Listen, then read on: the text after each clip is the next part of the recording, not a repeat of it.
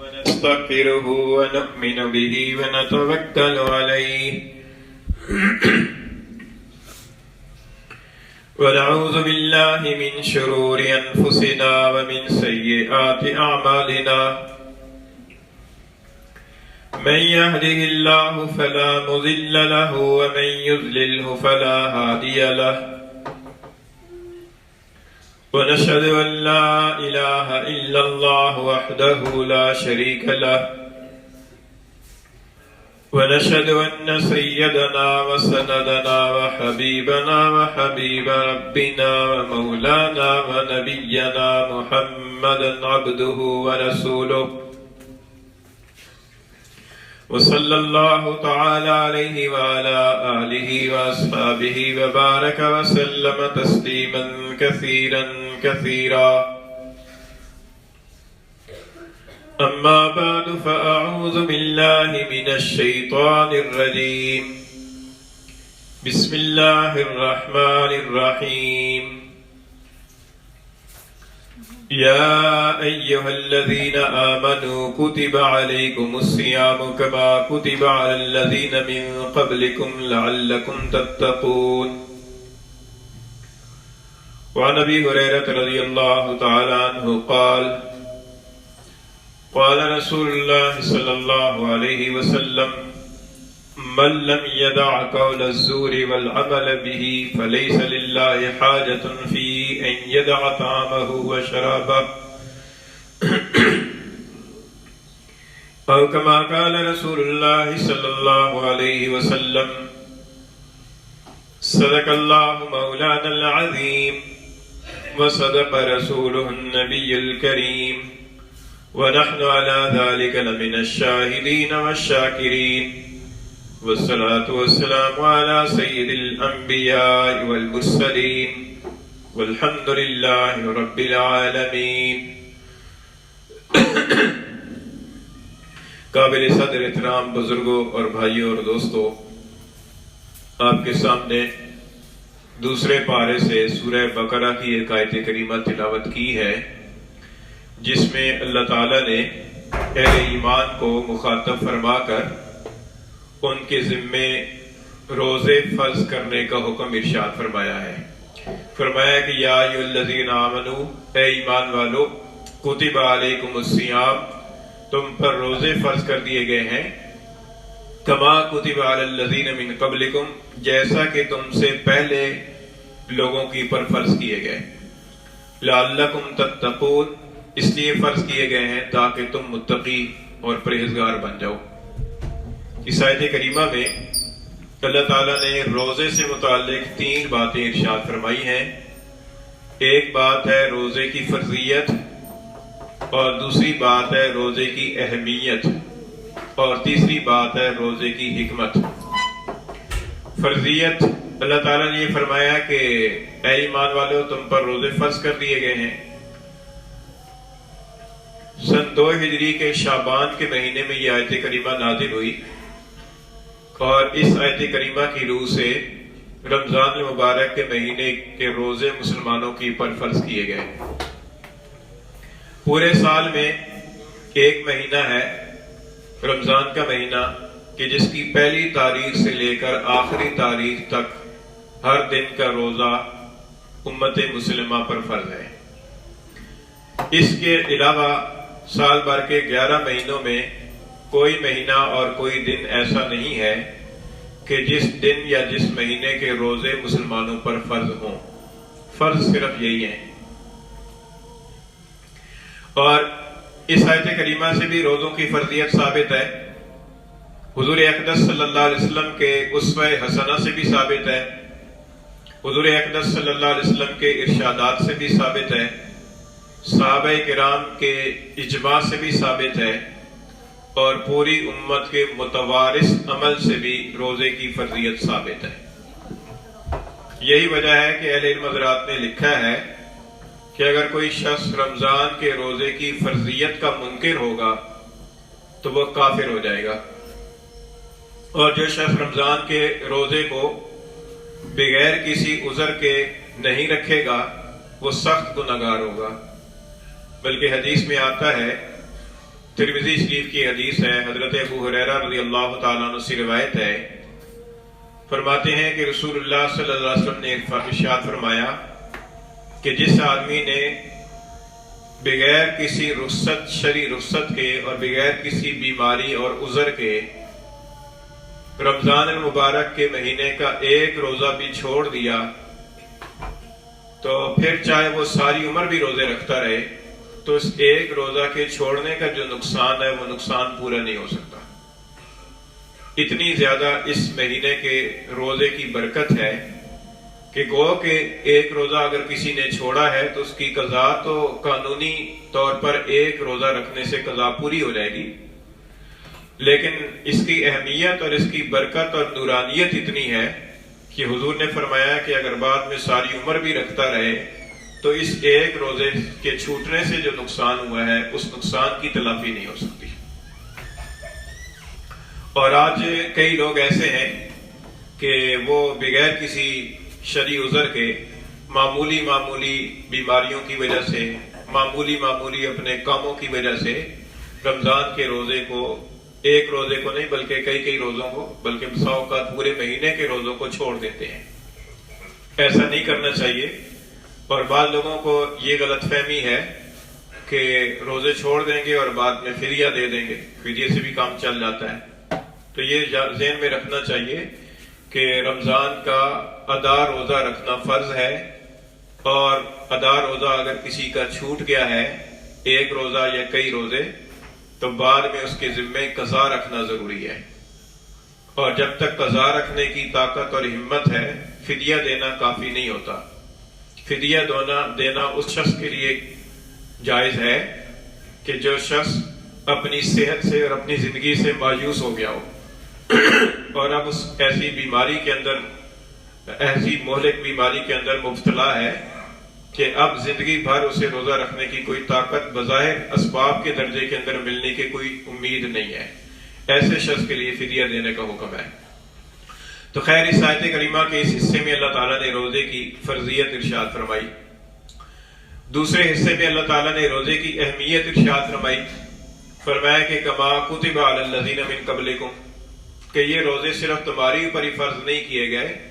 بلکہ تم سے پہلے جتنی امتیں آئی ہیں، جتنی امتیں گزر کر گئی ہیں، ساری امتوں کے اوپر روزے فرض تھے۔ آسمانی مذاہب تو ایک طرف رہے، جو غیر آسمانی مذاہب ہیں ان مذاہب کے اندر بھی کسی نہ کسی درجے کے اندر روزے کا تصور اور کنسپٹ موجود ہے،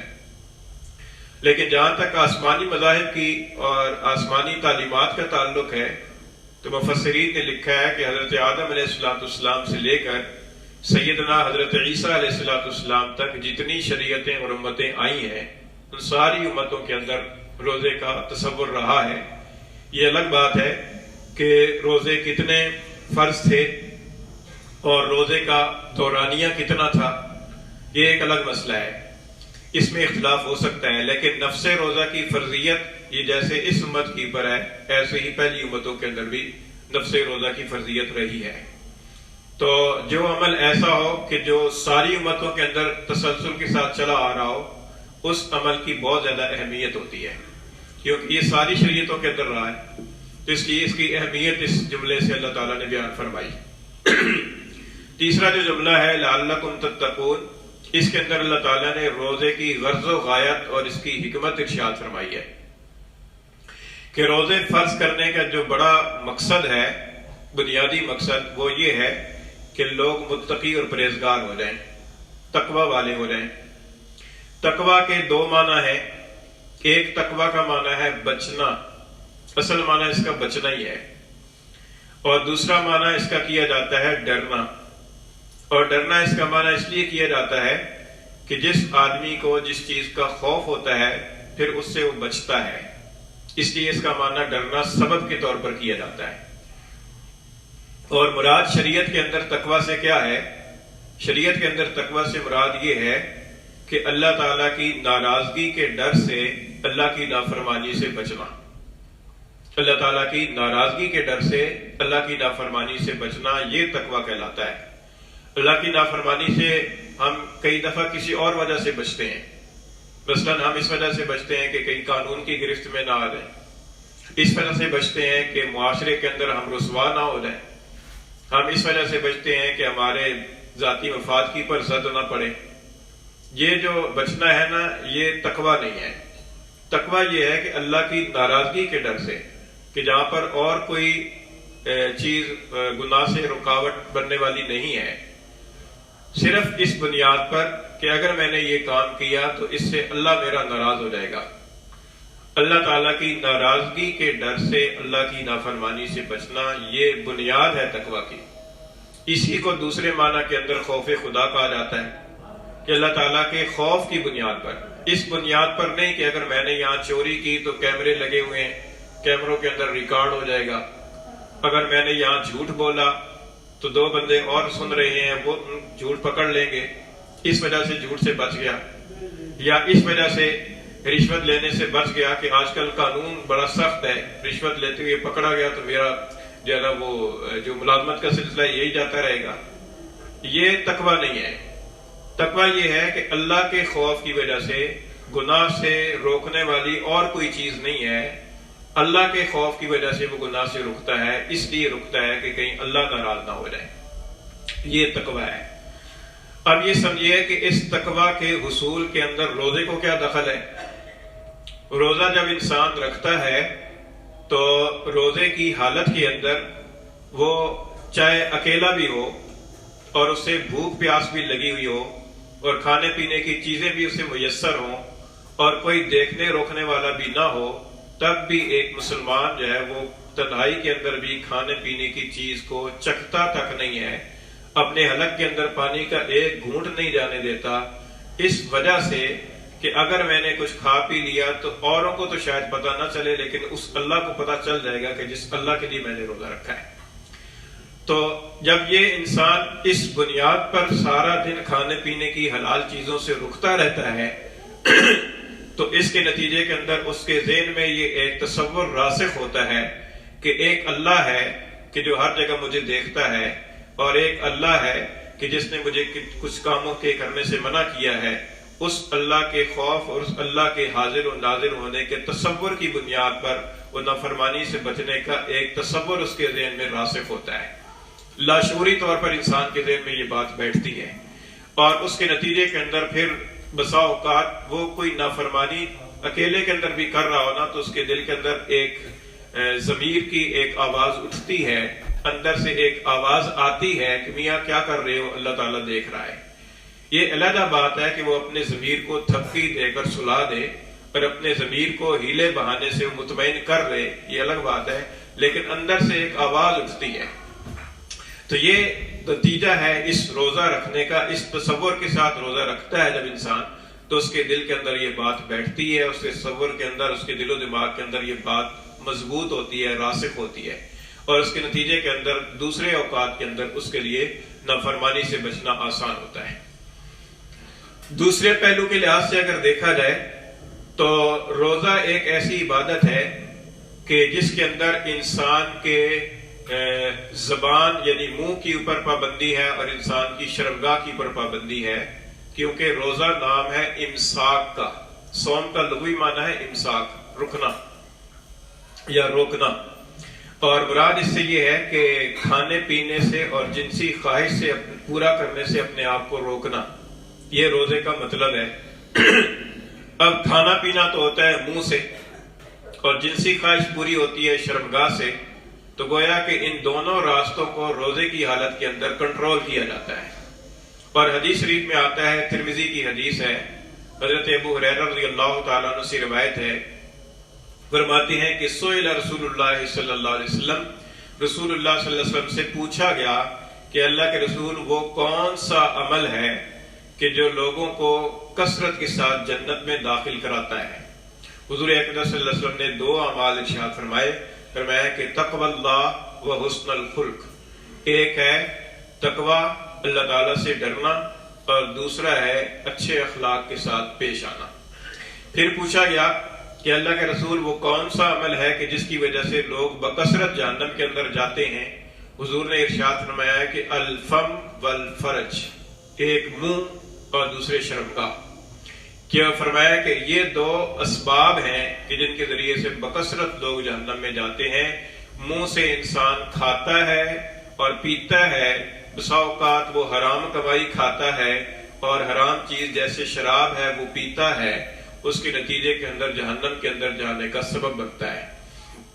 اور زبان ہے منہ کے اندر، زبان سے وہ دوسروں کی پر لان تان کرتا ہے، کبھی کسی کی پر لعنت کرتا ہے، کسی کو گالی گلوچ کرتا ہے، کبھی جھوٹ بولتا ہے، کبھی غیبت کرتا ہے، کبھی الزام تراشی کرتا ہے، کبھی چغلی کرتا ہے، کبھی کوئی کفریہ شرکیہ بولتا ہے. تو فرمایا کہ اس کی وجہ سے وہ جاتا ہے جہنم میں. اور شرمگاہ کا جب غلط استعمال کرتا ہے،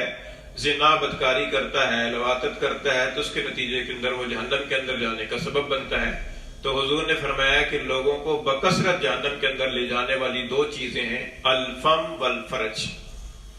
اور یہی وجہ ہے کہ ایک اور حدیث میں حضور اقدس صلی اللہ علیہ وسلم نے فرمایا، بخاری شریف کی حدیث ہے کہ من یضمن لی ما بین لحییہ وما بین رجلیہ اضمن لہ الجنہ، کہ جو آدمی مجھے ان دو چیزوں کی ضمانت دے، ایک وہ چیز جو اس کے جبڑوں کے درمیان ہے یعنی زبان، اور دوسرے وہ چیز جو اس کی جرانوں کے درمیان ہے یعنی شرمگاہ، تو میں اس کو جنت کی ضمانت دیتا ہوں. حضور کے ارشاد کا مقصد یہ ہے کہ جو آدمی ان دو چیزوں کی ذمہ داری اٹھا لے کہ ان دو چیزوں کو غلط استعمال نہیں کرے گا،